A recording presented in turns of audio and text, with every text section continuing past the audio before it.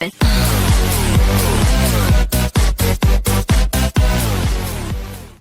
due to this positive and negative charges, they exert electric force, and this electric force may be attractive or repulsive. It depends upon the type of electric charge we have.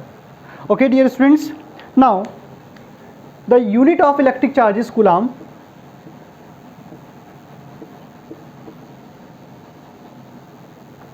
And we have two type of electric charges. One is positive electric charge and the second one is negative electric charge. Dear students, if we take a glass rod and a silk cloth,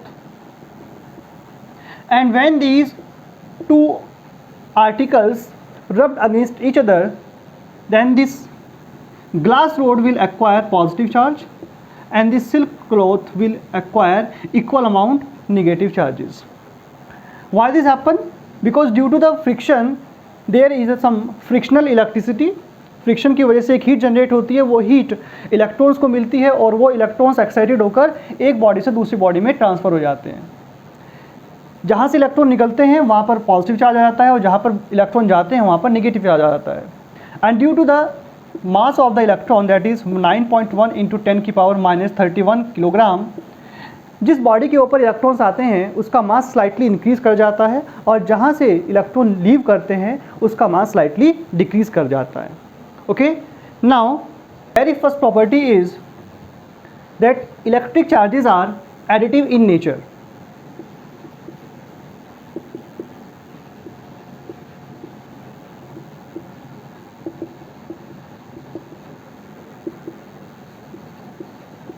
It means we can algebraically add or subtract these electric charges.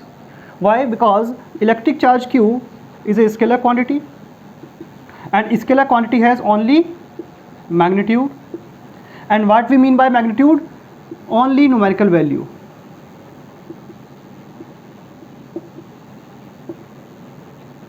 So for example, if we have two charge particles, the Q1 is 2 coulomb and Q2 is 3 coulomb, and if we wish to calculate the total charge, then we will simply add them, Q1 plus Q2. Q1 is 2 coulomb, Q2 is 3 coulomb, 2 plus 3 5 coulomb is your answer.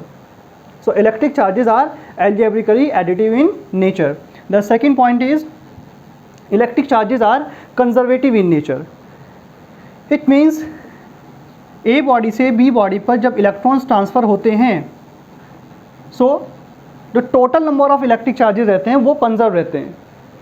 It may be possible कि A body से electron lose करते हुए B body पर चले जाएं या B body से A body पर चले जाएं, but the total amount of electric charge is conserved. The third point is the same charge particle repel each other and opposite charge particle, positive and negative, they attract each other. And repulsion is the exact property of electric charges, or you can say that the repulsion is the short test of electric charges.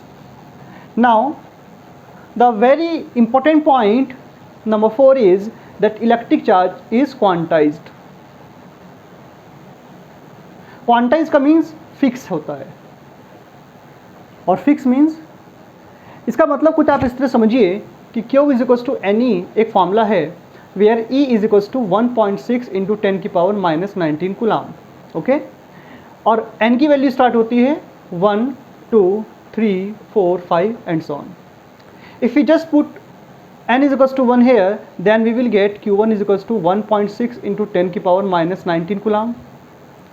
If we just put here N is equals to 2 into 1.6 into 10⁻⁻19 coulomb, then we will get 3.2 into 10⁻⁻19 coulomb. Okay. If we just put here N is equals to 3, then Q3 will be 4.8 into 10⁻⁻19 coulomb. अगर आप यहाँ पर N की value 4 रखते हैं, 4 into 1.6 10⁻⁻19, then it will comes out 6.4 into 10⁻⁻19 coulomb. Quantize का मतलब क्या हुआ? क्वांटाइज का मतलब डियर स्टूडेंट्स यहाँ पर होता है कि इलेक्ट्रिक चार्ज या तो आपको मिलेगा 1.6 इंटू 10⁻⁻19 या आपको मिलेगा 3.2 इंटू 10 की पावर -19। 1.8 नहीं मिलेगा, 2.0 नहीं मिलेगा, 2.89 नहीं मिलेगा। यहाँ पर ये वैल्यू फिक्स हो गई इसकी, या तो 1.6, 3.2, 4.8 या 6.4, 10 की पावर -19 कूलम एज इट रहेगा। It means electric charge is quantized, ये आपको एक क्वांटाइज फॉर्म में मिलता है। आप कुछ इसको ऐसे समझ सकते हैं कि अगर एक पार्ले जी का बिस्कुट है तो उस पार्ले जी के बिस्कुट में जितने नंबर पैकेट में जितने नंबर ऑफ बिस्कुट्स हैं उतने ही बिस्कुट आपको मिलेंगे एक पैकेट में। आप 2 पैकेट ले लीजिए, मल्टीप्लाई बाई 2 हो जाएगा। आप 4 पैकेट ले लीजिए, मल्टीप्लाई बाई 4 हो जाएगा। बट एक पैकेट में जितने नंबर ऑफ बिस्कुट्स आएंगे वो फिक्स रहेंगे। इसी तरह यहाँ पर इलेक्ट्रिक चार्ज भी हमारे पास क्वांटाइज फॉर्म में होता है। And Q is equals to NE, where Q is electric charge, N is number of electrons and E is the value of electric charge, that is 1.6 into 10 की power -19 coulomb. Now we know about air current. When air starts flow, it forms air current, and when water starts flowing, it forms water current. ये सभी points हमें यहाँ पर clear हैं। But what happen when electric charge starts moving? So dear students, when electric charge starts moving,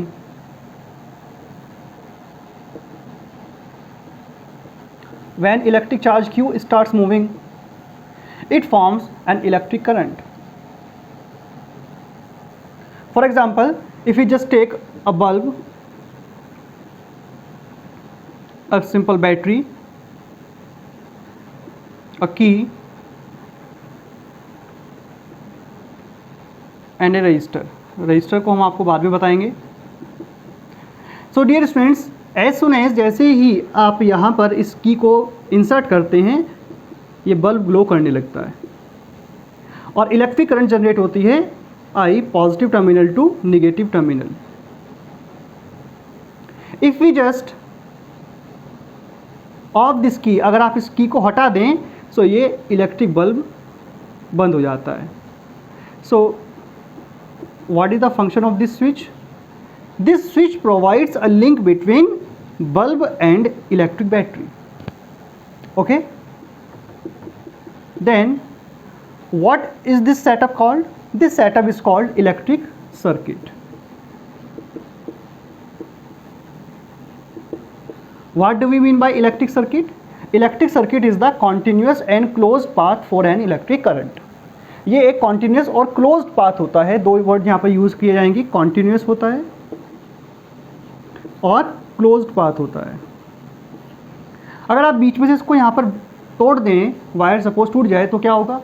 इसके बीच में आ जाएगी air, और एयर क्या है? नॉन कंडक्टर है, और वो एयर इलेक्ट्रिक करंट को पॉजिटिव से नेगेटिव टर्मिनल तक पास आउट नहीं होने देगी। Now the question is what will be the direction of electric current? So dear students, जब इलेक्ट्रिक करंट का कॉन्सेप्ट जनरेट हुआ तब तक इलेक्ट्रॉन की डिस्कवरी नहीं हो पाई थी, तो हम इलेक्ट्रिक करंट की डायरेक्शन वही लेते हैं जो पॉजिटिव चार्ज की डायरेक्शन होती है। If we take a metallic wire and this metallic wire has so many number of free electrons, okay, and these electrons which exist in the solid form, obviously a solid metal, these electrons are thermally agitated and they just moves like this, randomly they just move like this. इनके अंदर जो free electrons हैं वो इस तरह move करते रहते हैं, जो हमने आपको स्टार्टिंग में पॉइंट बताया था। कुछ इलेक्ट्रॉन ऊपर की तरफ मूव कर रहे हैं, कुछ नीचे की तरफ मूव कर रहे हैं, तो जो रिजल्टेंट इलेक्ट्रिक करंट है वो ज़ीरो बनेगा।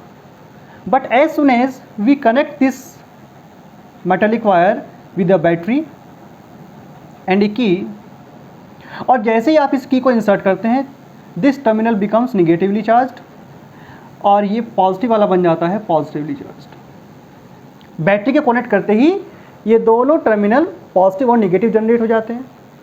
Electrons are negative in nature और ये टर्मिनल भी क्या है? Negative. Negative negative repel each other.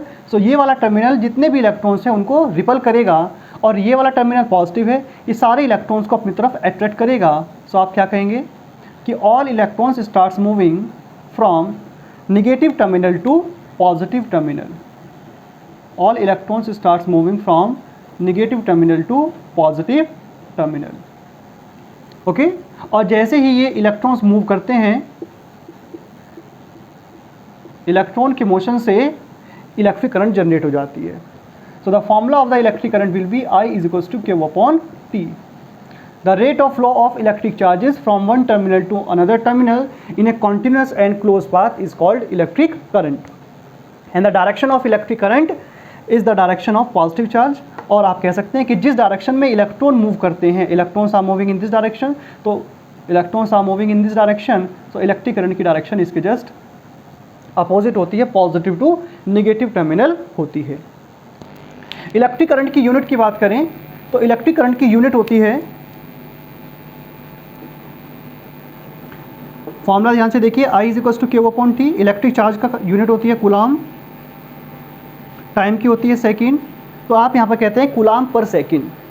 Coulomb per second is the unit of electric current. And dear students, there was a French scientist name Andre Marie Ampere, और Ampere को respect देने के लिए इलेक्ट्रिक करंट की unit को रखा गया है ampere. So 1 ampere is equals to 1 coulomb upon 1 second. If we just define 1 ampere, so 1 ampere is equals to 1 coulomb upon 1 second. It means किसी भी कंडक्टर में 1 सेकेंड में 1 coulomb charge per unit area से अगर pass out होता है, then the electric current is said to be 1 ampere. What does it mean? It means that 1 ampere of the electric current is constituted by the flow of 1 coulomb of charge per second. That is, if 1 coulomb of electric charge flow for 1 second through a conductor connected in a closed circuit, then the value of electric current is said to be 1 ampere. Okay? So dear students, यहाँ पर कुछ इस तरीके से आज ही हमने electric current और electric circuit के बारे में पढ़ा है। नाउ इस इलेक्ट्रिक करंट को मेज़र करने के कुछ डिवाइसेस होते हैं, जिसमें एक डिवाइस का नाम होता है अमीटर।